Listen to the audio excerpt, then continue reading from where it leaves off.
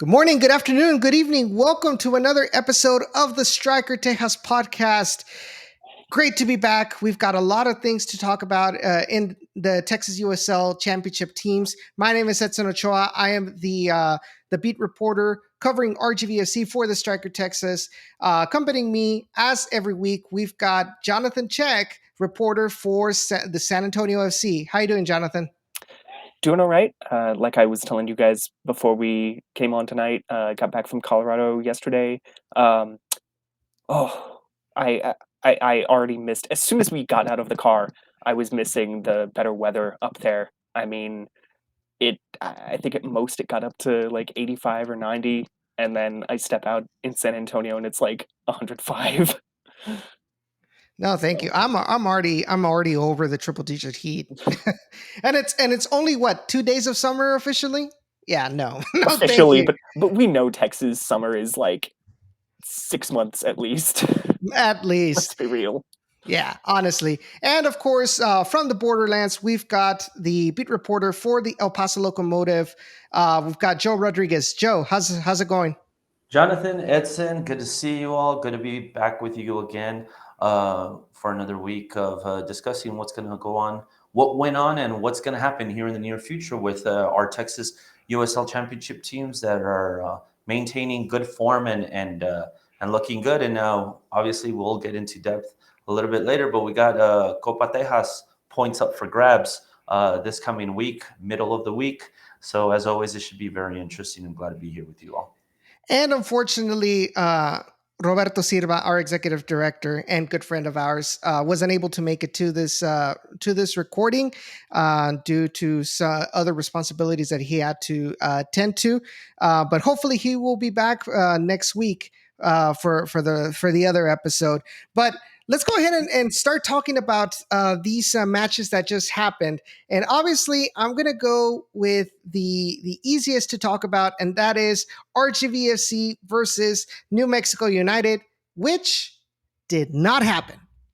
Unfortunately, New Mexico United had some issues with the weather up there in the land of enchantment that did not allow them to make the conversion from the baseball field to the so-called soccer pitch turf that they use at Isotopes Park.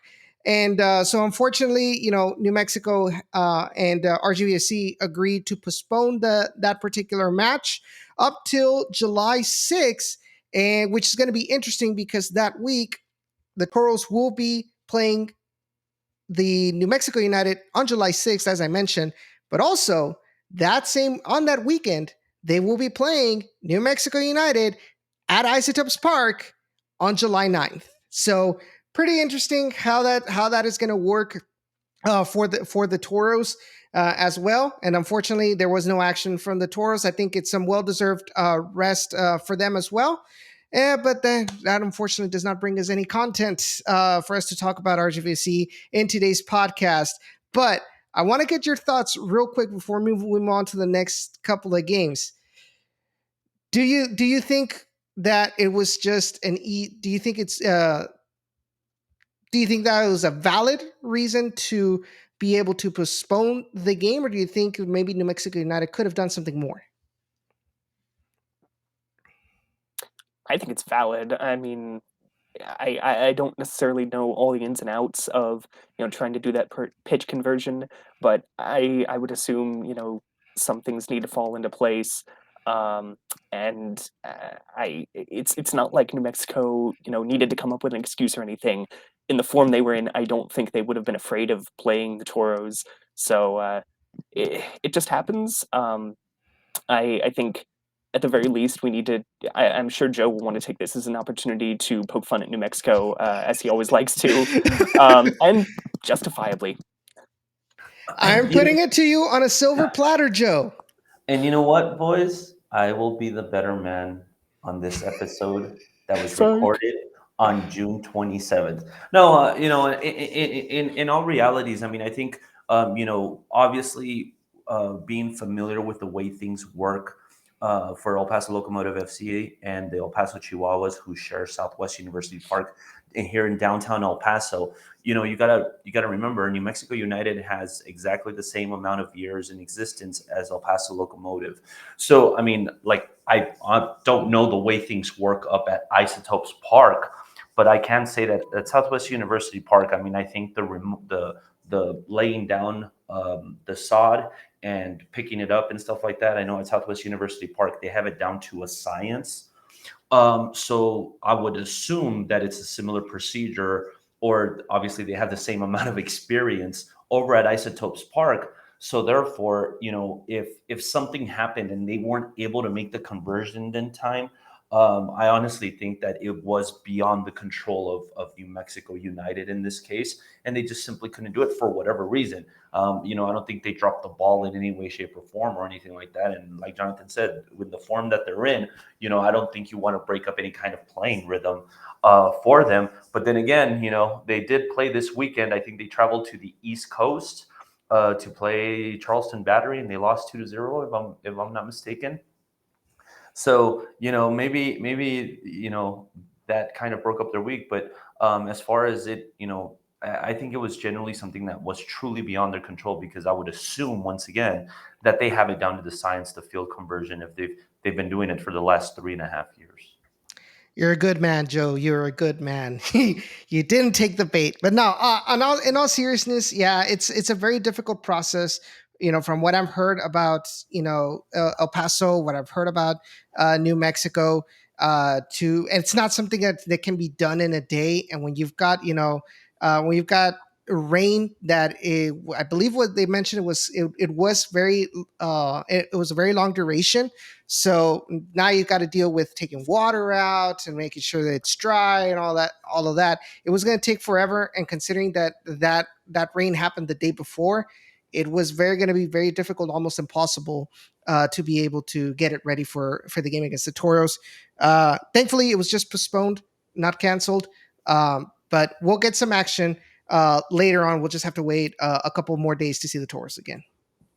2 games. It's going to be deja vu on the 9th. Yeah, definitely. Like I mentioned, we'll see how Wilmer Cabrera is going to deal with that situation as far as training is concerned.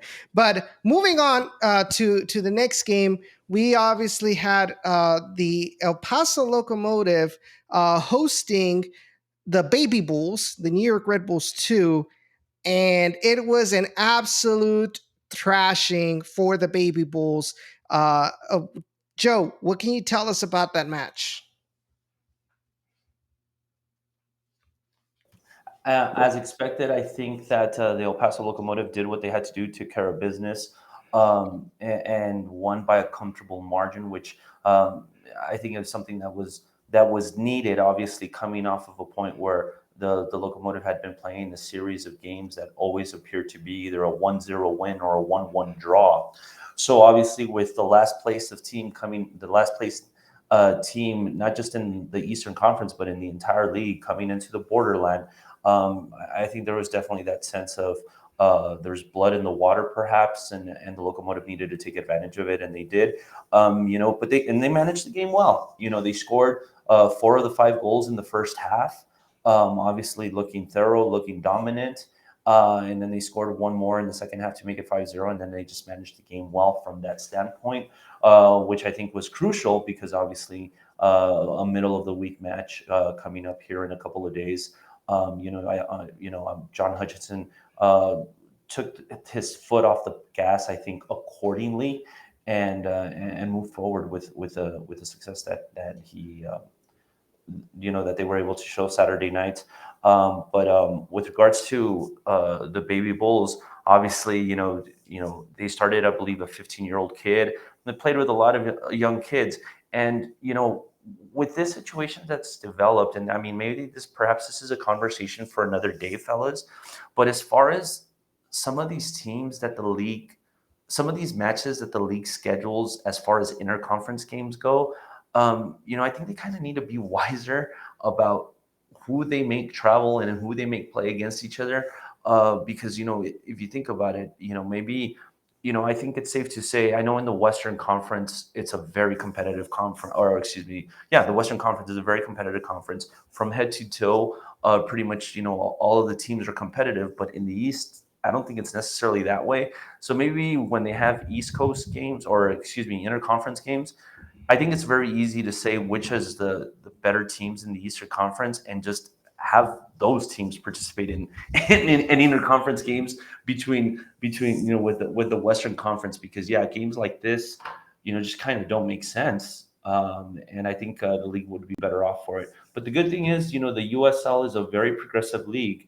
It doesn't take them long to identify problems as far as what improvements need to be made within the league, and they apply Mhm. them the next year. So that that's a very good thing. And this is an adjustment I think needs to be made, and I'm pretty sure it might be on. Hopefully, it would be on the table next year. So I was watching the game with my dad yesterday. I was watching the replay, and one of the things that caught my attention, I think this is a lot more about the ease of what the Baby Bulls brought to the table, but it seemed to me like almost all five goals were pretty much the same. Long ball through the ends, through the sideline, cross into the box, and somebody comes in and puts it into the back of the net. It felt like a carbon copy. Each goal was a carbon copy of the previous one. Yeah, I think their defensive line was, it was kind of, if that was going to be there all game, I think the Locomotives were going to exploit it. And you're very right, Edson. I think that's exactly what they did. And I think you saw a little bit of naiveness in the movement of the defensive line for the Baby Bulls, and I think the Locomotives just, they just kind of moved to where they knew the empty spot was going to be, because they could pull defenders off of their line and make them mark places where they shouldn't mark, to allow a runner to come into the empty spot and put the ball behind the net, or in the back of the net, excuse me. Before we move on to the game that happened the day before between San Antonio and Colorado Springs, I did want to ask you, Joe, because this is a player that we haven't talked about on this podcast in a long time. I think since the beginning of the season, and I'm talking about the goalkeeper Evan Newton. If I recall correctly, in the first couple of episodes, you would talk about how difficult it was for him to to play with his feet, to be that sweeper keeper that John Hutchinson kind of looked for him. What have you seen any improvement in that aspect for him? Yeah, I think it's just a lot more confidence. And one of the things that he did say, I believe last week during media availability, is he commented specifically. It's very interesting that you bring up this question. Evan Newton said that, after that rough start to the season, and I'm not talking just about the results of the Locomotive starting off, with a series of losses, et cetera, but as far as actually the way things were going, as far as the responsibilities that were asked of Evan Newton, last week he talked to the media, and he said that he sat down with the front office. He sat down with the coaching staff, Coach Hutchinson, listened to the things that they obviously needed improvement on. But one thing that stood out, guys, is Evan Newton said, I was also allowed to give my thoughts regarding the matter, and we found a happy medium as far as the kind of adjustments to continue playing the way Coach Hutchinson wants to play, but also to the point where I felt comfortable in doing something that is within my abilities, because I think he was being asked to do something that was a little bit foreign to him. So Mhm. they found that happy median, and obviously it's worked for the Locomotive without a doubt. It's interesting because not every coaching staff does that. Absolutely. And it just, it's not something he spent a whole lot of time talking about and elaborating on, but he did mention that. He's like, yeah, we sat down and we worked it out, and, they gave my feedback, and we found a happy medium. So that was good. Very good. Well, that's good. So now let's hop on into our DeLorean time machine. We'll go back one day because San Antonio FC traveled to Colorado Springs to take on the Switchbacks in the battle for who was going to take first place in the Western Conference. And Jonathan was there in person to witness that match. Jonathan, what can you tell us? Yeah, so first of all, obviously, this was a match that everyone had been looking forward to, not just the two teams, but a lot of people around the league, I'm sure. Um, I didn't, I haven't watched the broadcast back yet, but I seem to recall Mike Watts, or maybe it was Devin Kerr, one of the commentators, saying that it's actually kind of a rare occurrence that you get a 1-2 matchup like this in the modern era of the league. So um, even a bigger occasion than maybe we suspect. Um, but in terms of the match, SAFC comes out 1-0 winners, and it it was just a similar story that we've seen before, where SAFC, you kind of have to say, was not the better team, was second best. Colorado Springs was throwing a lot at them, and the defense was handling it. It was another just completely defensive solid performance on the road, and SAFC, as anticlimactic as it is, able to get the winning goal off of an own goal. Gigi Traore just sends a cross in, and unfortunately, PC kind of tried to take credit for it, but it went past him, went off Matt Mahoney's head. So very anticlimactic way for it to go, but I think you could see why these are two of the best teams in the league right now, because Colorado Springs was really dangerous and SAFC was able to handle pretty much everything they threw at them. It was a bit helter-skelter at times. There was one sequence where Fabian Garcia had to make like 2 or 3 saves, and SAFC was saying, "Hey, can we nominate a defender for save of the week?"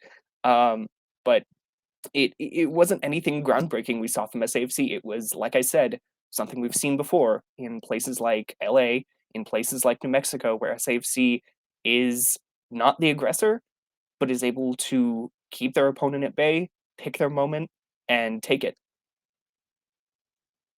I got a question for Jonathan. I got a question. All right. In his opening analysis, I honestly, it was cool. It was like on Friday night, I just didn't take in the entire 90 minutes of the Colorado Springs San Antonio FC game, but I also took in which was pretty much 3/4 of the Las Vegas Lights Phoenix Rising game. So I could break down that game for you all too if you want me to. But no, Jonathan, with regards to what you said, your opening analysis on that game, you said you felt Colorado Springs was the better team. I don't know if I agree with that, but a side question. You saying Colorado Springs was a better team, but do you think San Antonio was deserving of the 3 points when it was all said and done? That's a really good question. Because I think they were, and I think they were the better team. To be honest with you. So first of all, I will say I don't know exactly like what you might have seen that makes you think SAFC was in in better standing. Something I will say, and I was not the only one who had to suffer this, but I was in a booth at Colorado Springs that I will say did not have the best visibility. It's one of those, I hate to throw them under the bus, but kind of like RGV, where you have to kind of lean forward and lean to one side or the other to see what's going on in some of the extremes of the pitch. Mhm. So maybe I just didn't see some of the good things that SAFC was doing offensively in the first half. Maybe I didn't see some of the good things that SAFC did defensively in the second half.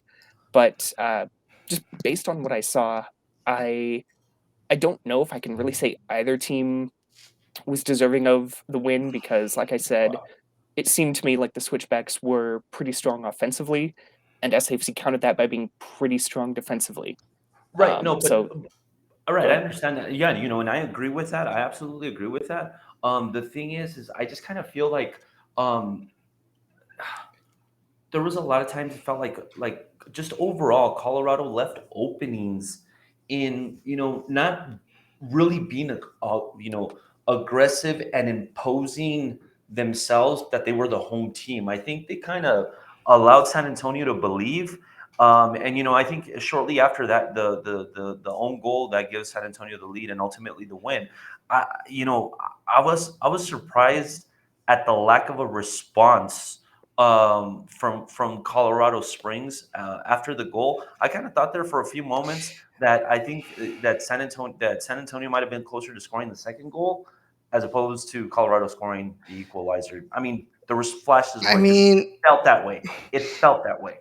it's not an easy task when you have a defensive line that gets 34 clearances in one match. And that goes to show how well positioned the San Antonio defense was, especially on the road, especially in the higher elevation of Colorado Springs. The fact that they had enough fitness to be able to maintain, that that high intensity defensive play for all 90 plus minutes when they didn't have the ball because they only had 32.3% possession. That just goes to show how well Alan Morcina has worked as far in the fitness department with San Antonio FC. Yeah, it's a very fit team. And for those who don't even know, Colorado Springs is even higher in elevation than, Denver, like where the Rapids play. And funnily enough, their new stadium in downtown is actually at a lower elevation than the previous one. So it gets maybe a little easier than it was a couple years ago. But yeah, that's something that SAFC has been really good at this season, is having the fitness to stand up to whatever its opponents are able to throw at them, whether they're playing at altitude, whether they're playing in the obviously heat they're kind of used to. They just have that resilience and that ability to go the distance, and it paid off for them on Friday. Yeah, definitely. I think the only question is that I would like to see some of our listeners, to post on social media when you quote tweet or retweet, the tweet with the link to the episode is, was this matchup between first place and second place, did it live up to the fans' expectations as far as the match is concerned? I think that would be very interesting because obviously we can talk about it tactically, how well SAFC played, but as far as entertainment, I think I'm pretty sure a lot of people probably expected a lot more goals, a lot more, or maybe at least equal opportunities on goal between both teams.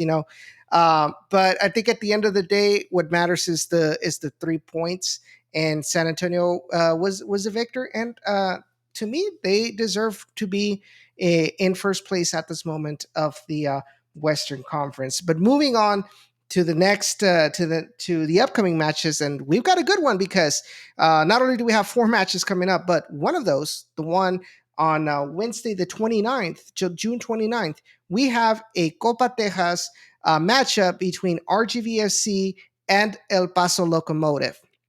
Now, I know Joe mentioned in the previous episode when we were talking about the match between RGVFC and the Riverhounds 2 episodes ago, how RGVFC has one of the widest, if not the widest, pitch in the USL Championship, and considering that El Paso is used to playing, in a narrower pitch that is Southwest University Park.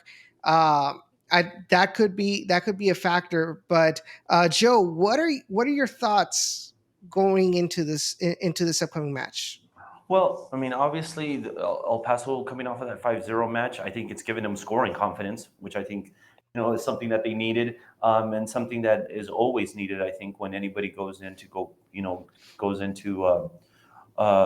the Valley to play the Toros, and I think that the Locomotive are going to come in and they're going to have to, obviously, coming into a midweek, there's going to have to be a consideration there for as far as personnel and how they're how the minutes are distributed over with regards to personnel. But I think it's going to be a situation too where you got to remember, guys, there's a lot of players on this team that have been around for the duration of the existence of the El Paso Locomotive, so going 3.5 years.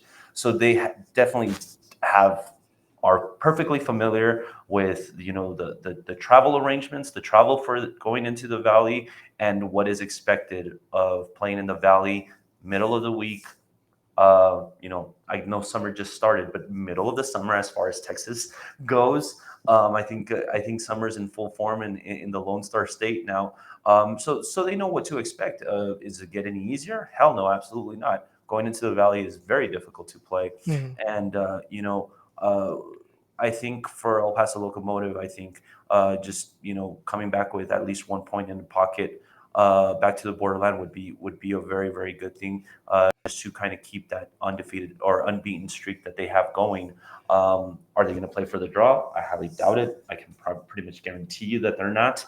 I think you'll see a proactive John Hutchinson side, the way this team, that's the only way this team knows how to go. So at the end of the day, I think it's going to be an extremely entertaining match. Come here Wednesday night. So one of the things that I think about from the RGV perspective is, and it's something that worries me, is the fact that defensively they're not. RGV is not consistent. They had a amazing defensive game against Pittsburgh Riverhounds. And then a couple home matches before that, you've got situations where, your key defensive, whether midfielder or your center back, gets a dumb red card that puts the team in a very unfavorable situation. So going into this match, it's one of those things like, which version of the RGVFC defense are we going to get? Are we going to get the amazing performance that we got against the Riverhounds, or are we going to get a bunch of lack of attention and miscoordination that we've gotten in previous matches? And another thing that I do want to add, I feel like I'm just being a negative Nancy to RGVFC, but I feel like it's a lot more obvious. The negatives have been a lot more obvious than the positives. But another thing that I want to add is, unlike El Paso, who has had a match where they showed, pretty much, a 5-0 win against the Baby Bulls, right? Where they were able to get a lot of goals and they were able to keep the shutout. RGVFC hasn't had that. When the times that they have scored multiple goals, they either lost that difference, like for example against Atlanta 2, where they won, they scored 4 goals but they got scored 3, or against for example Oakland Roots, where they scored 2 but then they got scored on twice as well. So we haven't seen that kind of performances from RGVFC. Granted, I still also feel that the pitch is going to be a factor in favor for the Toros. The weather, it's been horrible. It's been almost triple digits. They're not hitting triple digits here in the valley. I mean, we have triple digits here, but the difference is the humidity. I mean, that's the story definitely. of it. Yeah, they're used to the heat. It's just the humidity that's always a problem. But another positive, I think, has been so far like the midfield. I think the midfield has been pretty solid for RGV. Players like Isidro Martinez, players like even Juan Pablo Torres, has shown good performances, and Emilio Icaza as well. It just seems like the two ends. Also, gotta add one more thing, has got to be Javier Garcia. This is only going to be his 3rd match as a professional. So, and knowing John Hutchinson's experience, knowing these players' experiences in El Paso, they're going to want to put him to the test. So defense is going to step up to protect him and see what happens. Hopefully get a positive result at home, because RGV really is really going to need some more positive results at HB Park. And go ahead. I'm just going to say, from a Copa Tejas perspective, this match on Wednesday, both of those teams have played SAFC so far, lost to SAFC this season. So one of them will finally be able to gain some ground on them in Copa Tejas. One of them, if it's a draw, then basically SAFC just needs a win in either of its remaining matches, and it really, if no one wins Wednesday's match, SAFC has, I would say, one hand on Copa Tejas, because they're really in the driver's seat. It's going to be very difficult for either team to catch them, especially when you consider, we had 4 meetings between every team last year, and we obviously had the extra team in Austin. This year, there are 6 matches total. Mm-hmm. So if neither team is able to get the win on Wednesday, SAFC, I think, almost pretty much locks up Copa Tejas, because I would think they're able to at least avoid losing in some of those remaining matches. Yeah, agree 100%. Yeah, definitely. I agree with his observation as well. Another match that we've got this week, another midweek match. We've got San Antonio FC hosting FC Tulsa Tuesday the 26th or 28th, excuse me. at 8 p.m. So I'm pretty sure that by the time this episode comes out, it's either happening or is about to happen. But Jonathan, what are you expecting from this? Yeah, so Tulsa is a team kind of making a transition. They had a head coaching change a couple weeks ago. They got their first win in I don't remember how many matches, but snapped a winless streak recently. So they're on the upward ascendancy, but I think they're still a team that has struggled so far this season, has not necessarily found consistency and found their feet. So particularly coming down to San Antonio and playing, in San Antonio's environment, um, I think they're going to have a tough time. And I would expect SAFC wouldn't have had too much, or not momentum, but they'll have plenty of gas, I would think, after that result on Friday. Because that match was on Friday, they had an extra day of rest, of Mhm. recovery. So I think SAFC should be able to handle this match fairly comfortably and get the win, obviously. And then looking forward to Saturday, it seems like San Antonio's it's another home match, but this time it's against probably much tougher opponent than FC Tulsa. San Antonio will be hosting Charleston Battery on Saturday, July the 2nd at 8 p.m. at Toyota Field. What are you expecting from that? Yeah, so obviously I don't see as much of Charleston as I do of most of the teams we talk about, but I think similar to Tulsa, they've actually been a bit inconsistent so far this year, but they have been able to pull off a couple of really surprise results this year. On their day, they can cause the best teams in this division or in this league trouble. So SAFC has to be on its guard. I haven't looked to see if Tulsa play or if Charleston plays midweek as well.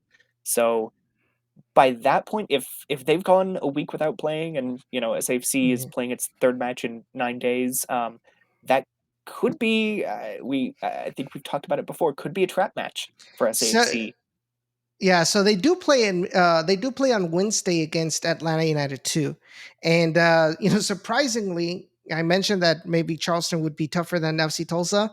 The standings say otherwise. Yeah. The standings say that Charleston only has 9 points out of 15 matches played, so they have had a hard time this season in the Eastern Conference. I think they're only 3 points higher than the Baby Bulls. So it might actually be a good week for San Antonio FC, but we'll see what happens. And like you mentioned, the fact that you know, I don't think that fatigue will be a factor, considering that Charleston will also have a midweek match, so they're pretty much will be in level peggings. But we'll see what happens. And returning back to the borderlands to talk to Joe Rodriguez, El Paso has a match also on Saturday. However, they will be traveling over to Atlanta to take on Atlanta United 2 at 6:30 p.m. on Saturday. Yeah, and I'm making the assumption that for on Wednesday, I think on Thursday, I think it's a safe assumption to make. I haven't gotten any confirmation. I'll talk to Derek tomorrow, but I think it's a safe assumption that on Thursday, after the match in the Rio Grande Valley, they'll fly straight over to Georgia to play that Saturday match against an Atlanta United team that is also in the bottom of the standings table over in the Eastern Conference. Has only won, I believe, 3 matches all season long. And Yeah, no, they've won yeah, three. three. They've won 3 matches all season long. So I mean, it yeah, I would assume on paper, this is a match that favors El Paso heavily, and hopefully it'll be that way. Obviously, the travel, the physical load of playing the midweek match is going to be a factor for El Paso. But then again, I think it'll also be for Atlanta because they're playing midweek too. But still, regardless, another opportunity the following weekend to go on the road and possibly earn 3 points against what everyone assumes is a team that's struggling right now in Atlanta United too. Having mentioned all of these upcoming matches, Now it's time for our favorite segment, and that is to give our predictions. Obviously, because of the cancellation from New Mexico versus RGV's match, nobody gets points from last week's predictions, unfortunately. But um, this week, as we mentioned, 4 matches, 12. Wait, hold on. Let me verify because since we're playing against each other, I think it's 12. It should be 12, 12 right? points max. Yes. 12 points maximum. Okay, guys. So Roberto did give his prediction for this upcoming week. As I mentioned, RGV versus El Paso versus Atlanta United 2, El Paso versus San Antonio FC versus FC Tulsa, and San Antonio FC versus Charleston Battery. So Roberto Silva, he's being a positive Patty. 12 points is his prediction.